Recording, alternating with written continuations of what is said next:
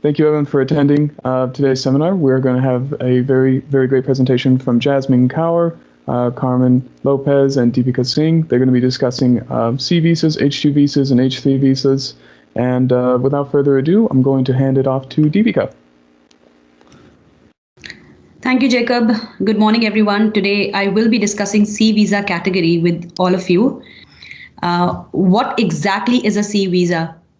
The C visa, also commonly known as the transit visa, foreign nationals who wish to transit through the United States to another country to a destination either through air, road, or sea need a transit visa. Now, how do we define a transit visa? A transit visa is defined as an immediate and continuous onward journey, meaning you are entering the US to go to another destination.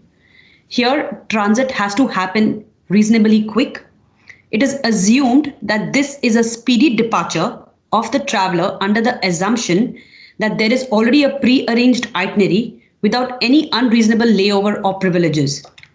If the traveler seeks a layover privilege for the purpose other than transit, such as to visit friends or engage in sightseeing or traveling, any other kind of travel, he needs to qualify for a different type of visa. And the visa type and the purpose of the visit is co-linked and interlinked, and therefore consulting an immigration attorney helps to identify the right type of visa for the person.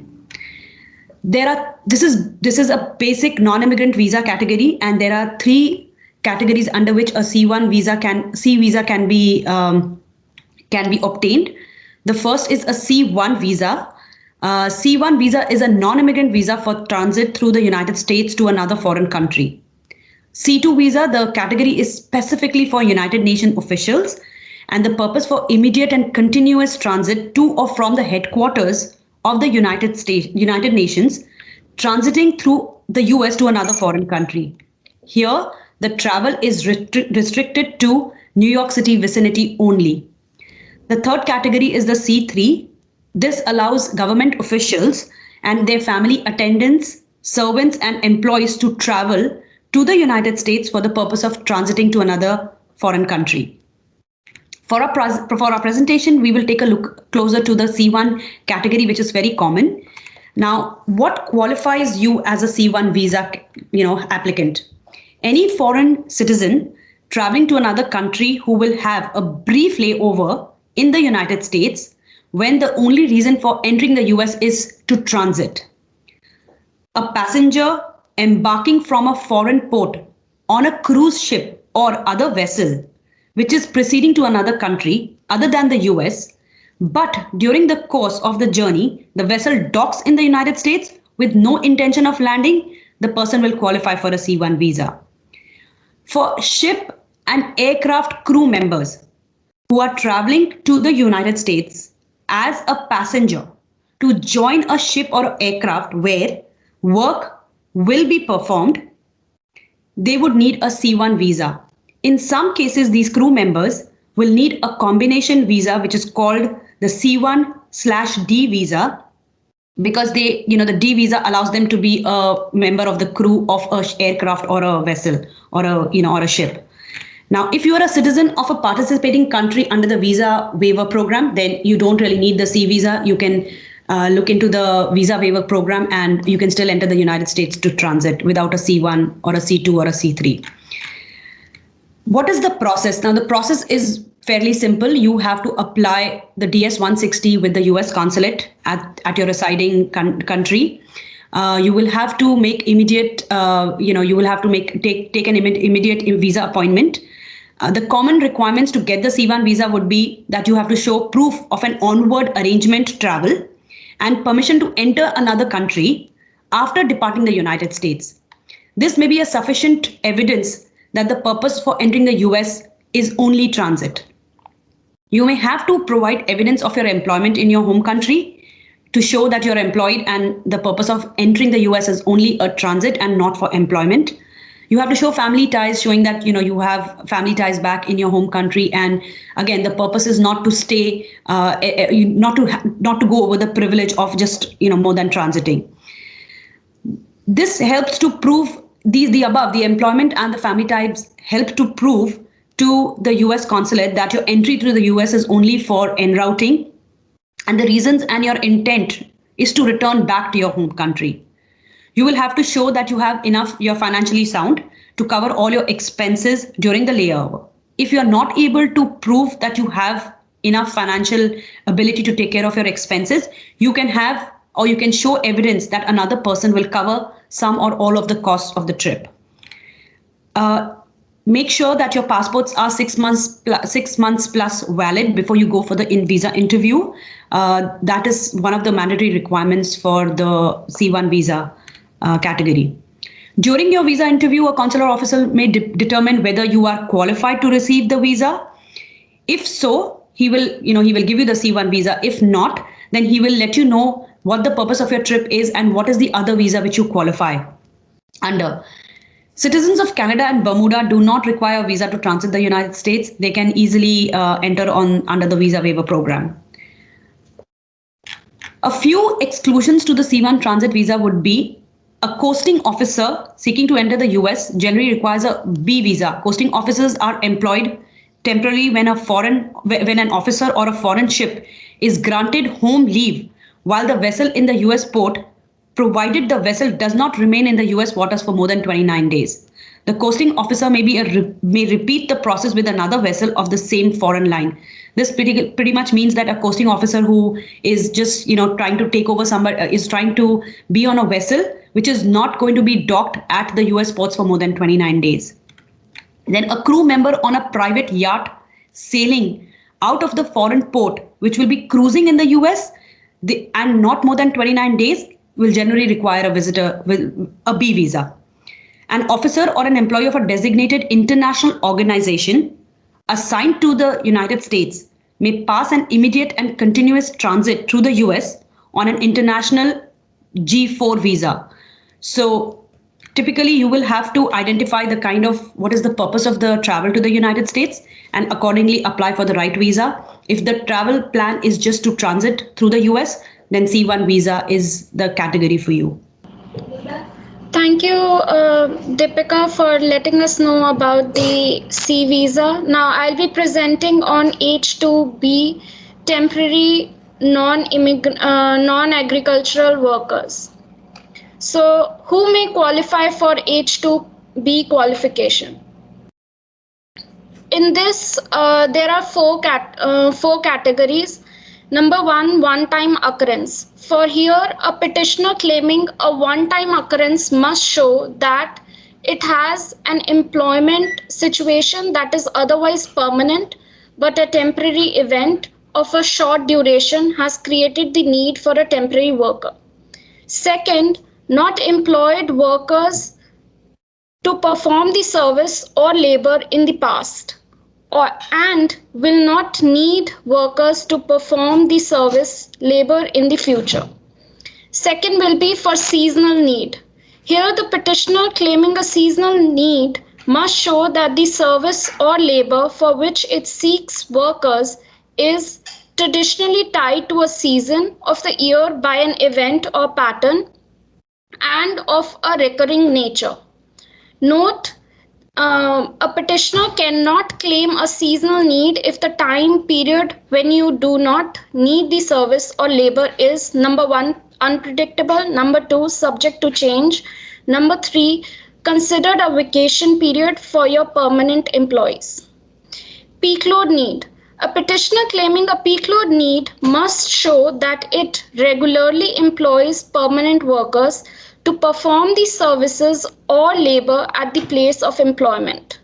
Needs to temporarily supplement its permanent staff at the place of employment due to a seasonal or a short-term demand. And the temporary additions to staff will not become part of the employer's regular operation. Number four is the intermittent need. Here, the petitioner claiming an intermittent need must show that it has not employed permanent or full-time workers to perform the services or labor, and occasionally or intermittently needs a temporary worker to perform services or labor for short periods. Here, Same way as H1 has a cap, here H2B also has a cap.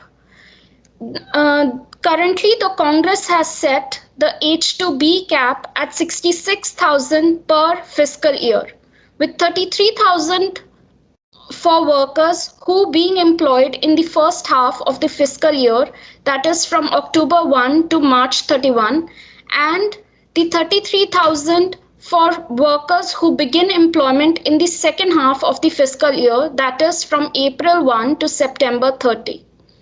And any unused numbers from the first half of the fiscal year will be available for employers seeking to hire H2B workers during the second half of the fiscal year.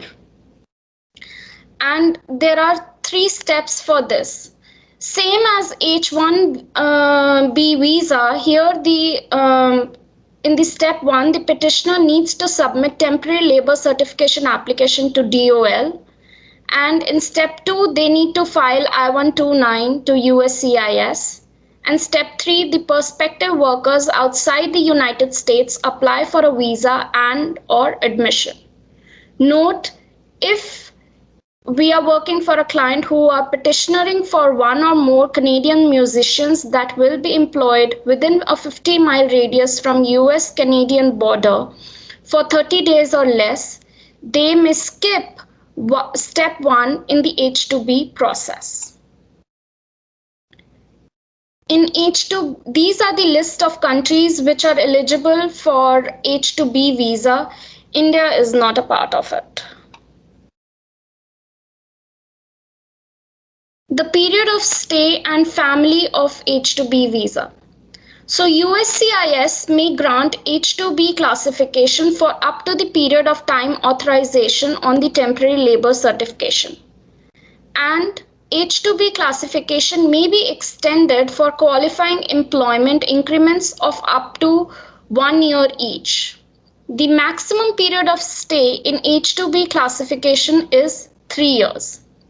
And for families of H2B visa workers, their spouse and unmarried children under the age of 21 years may seek H4 non-immigrant visa, and family members are not eligible for employment in the US while on H4.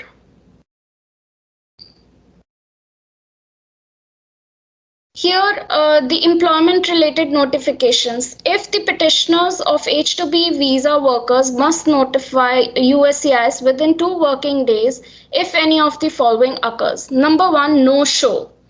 The H2B worker fails to report to work within 5 work days of the letter of the employment start date on the H2B petition or the start date established by the employer. Number 2, abscondment. The H2B worker leaves without the notice and fails to report for work for a period of 5 consecutive work days without the consent of the employer. Number 3, termination. The H2B worker is terminated before completing the H2B labor or services for which he or she was hired, or early completion.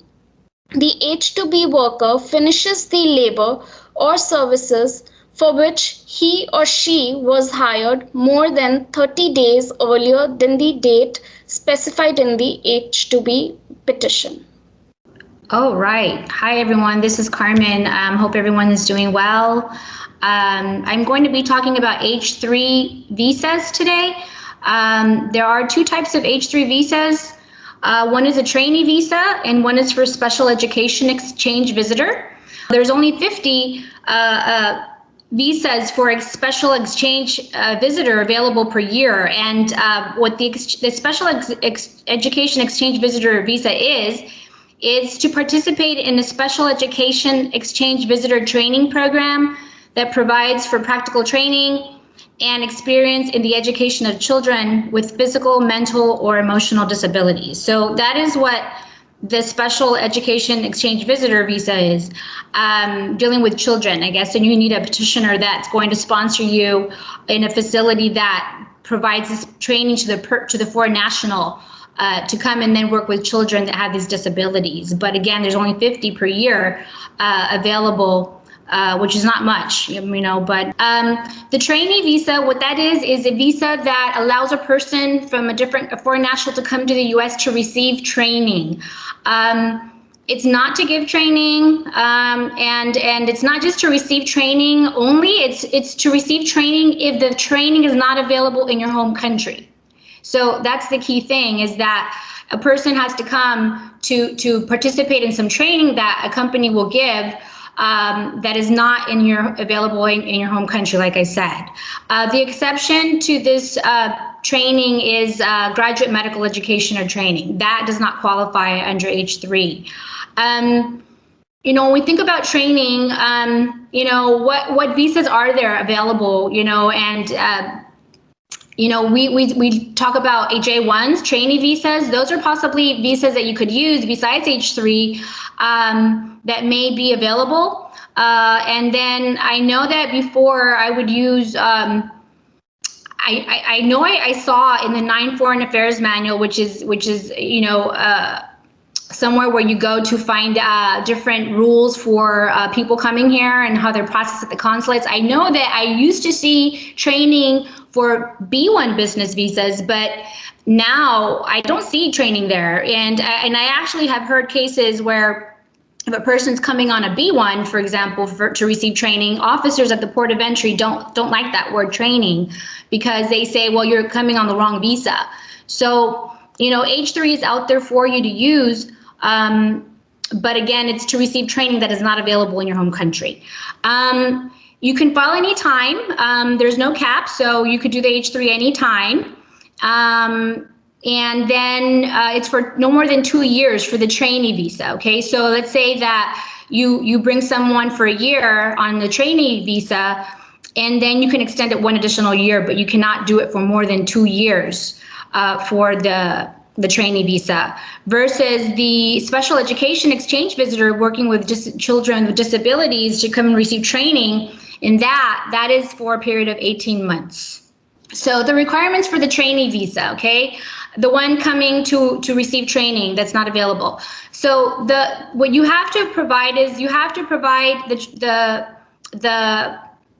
alien will not be placed in a position which is normal operation of the business in which U.S. citizens and resident workers are regularly employed. As I mentioned, you can't, you have to show it's not available in your home country. Now, what does that mean about coming here the thing is with the H3 trainee visa is that you cannot do productive work. It's very limited. You could only do very small portion of productive work if the training requires it. So that the purpose is not to come and work. Although you can get paid, people do receive a wage, for this. So the trainee visas that I filed, a few of them at least, you go ahead and mention a wage that you're going to get paid. I mean, I think in one of my cases, I said they're going to get paid $40,000 while they came to the U.S. and they would receive this amount while they're training here.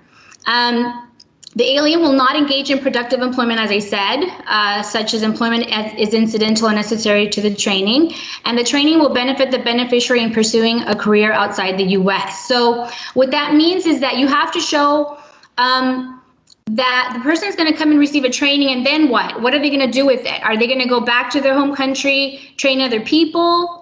Perhaps there's a company in the U.S. that has a foreign subsidiary or parent company, and they're sending him to receive training in something, and then they're going to send him back to train other people, to maybe, train other people because maybe they want to, grow their product in other countries, but he has to come here.